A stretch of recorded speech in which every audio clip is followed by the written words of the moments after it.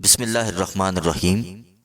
اللہم صلی علی محمد و آل محمد کما تحب و ترضی لہ۔ السلام علیکم ورحمۃ اللہ وبرکاتہ۔ درویش نامہ یوٹیوب چینل پہ خوش آمدید کہتے ہیں۔ آج کی اس ویڈیو میں ہم آپ کو بتائیں گے آپ اپنے معمولات کے وظائف کے ساتھ درود ابراہیمی کی کم از کم کتنی تعداد رکھیں تو درود ابراہیمی کا فیض انشاءاللہ تعالی آپ کو اور آپ کی نسلوں کو ملے گا۔ اور اس کے ساتھ ساتھ جو شخص درود ابراہیمی کا عامل بن جاتا ہے اس پر رب کریم کی مہربانیاں اور انوارات کیا ہوتے ہیں۔ جو شخص درود ابراہیمی کا عامل بن جاتا ہے اللہ پاک اس کے دل کی آنکھیں کھول دیتا ہے، باطن کی آنکھ کھول دیتا ہے۔ وہ کائنات کے ایسے ایسے نظارے کرتا ہے جو کہ عام انسانی آنکھ نہیں دیکھ سکتی۔ اللہ پاک اس کو صاحب نظر بنا دیتا ہے۔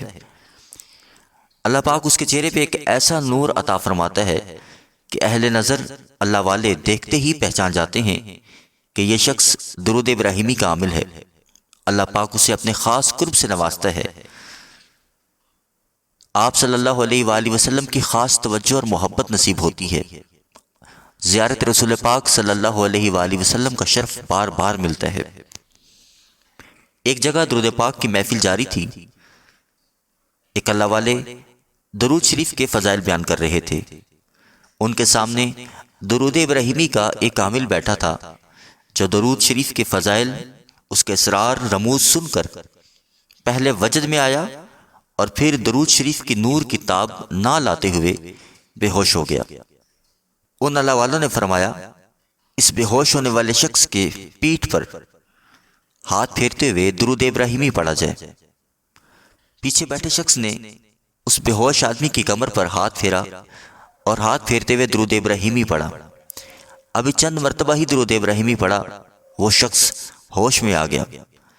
حضرت والا نے فرمایا کہ ہر عبادت کا ایک نور ہوتا ہے، ایک رنگ ہوتا ہے، جبکہ درود ابراہیمی کے نور کا رنگ سبز ہے، جسے اولیاء اللہ درود ابراہیمی پڑھنے والی کی پیشانی میں بآسانی دیکھ سکتے ہیں۔ درود ابراہیمی کا نور ایک ایسا نور ہے جو درود ابراہیمی پڑھنے والی کی پیشانی میں ایسا واضح چمکتا ہے کہ اولیاء اللہ دیکھتے ہی پہچان لیتے ہیں کہ یہ درود ابراہیمی کا عامل ہے۔ درود شریف پڑھنے والے کے چہرے پر اللہ پاک ایک خاص نور عطا فرماتا ہے، ایک جاذبیت پیدا کرتا ہے، جو دیکھتا ہے وہ کھنچا چلا آتا ہے۔ ہر شخص اس سے محبت کرتا ہے۔ کائنات کی ہر مخلوق درود ابراہیمی پڑھنے والے سے محبت کرتی ہے سوائے منافق کے۔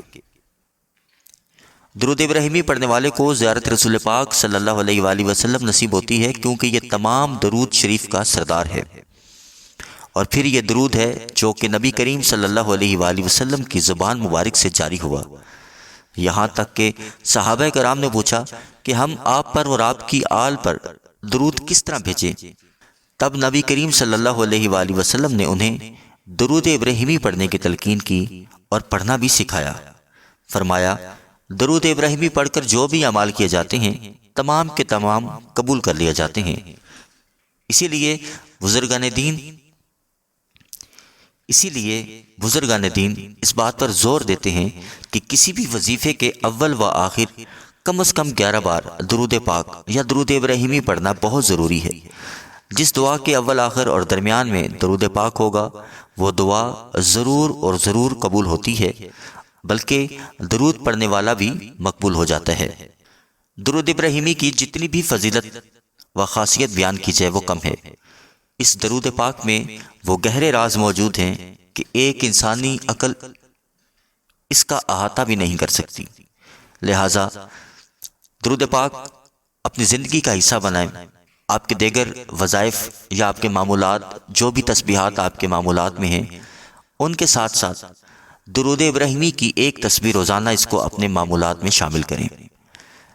روزانہ عشاء کی نماز ادا کرنے کے بعد 2 رکعت نماز نفل توبہ اور حاجت کی نیت سے ادا کریں، اور پھر اسی جگہ بیٹھ کر آنکھیں بند کر کے تصور مدینہ بنا کر آپ صلی اللہ علیہ وآلہ وسلم کی جالی مبارک کا تصور کر کے توجہ، محبت اور دھیان کے ساتھ خوشبو لگا کے درود ابراہیمی کی صرف ایک تسبیح پڑھیں۔